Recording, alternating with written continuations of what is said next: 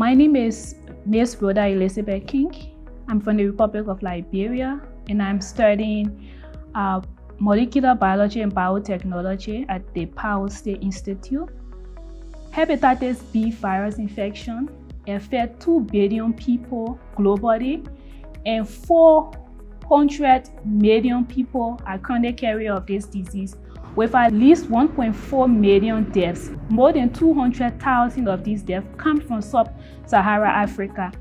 And Kenya has the prevalent rate of more than 8.1% of this virus, showing the high endemic future of this disease in the nation.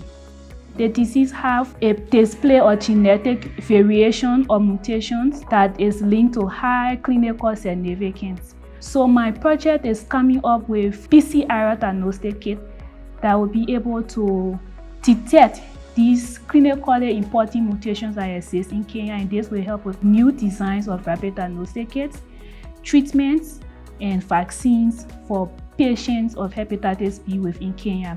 2017, I came down with this disease. I got some consultancy from experts about this disease, and I was able to go through the patterns they show me that many people don't know about, and I was able to get cured from this disease. And I said, wow, I have an innovation in me that I need to explore to help other people with this virus. So when I came to PAUSTI, I got interested, and I started to ask myself, why are so many people affected with this virus? Why is the virus hard to detect and treat?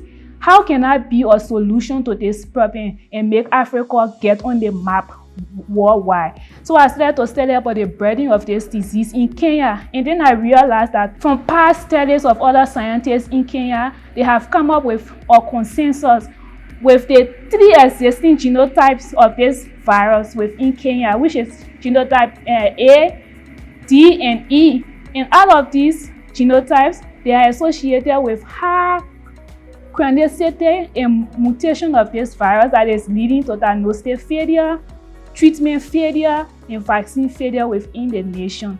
Based on that, I decided to come up with a kit that is precise on those mutations that is causing failure to diagnostics and treatments and vaccines, so that other scientists can be able to use this particular PCR kit to come up with new design of diagnostic kits and treatment specific to these mutations that is causing the failure of patients being treated from this disease.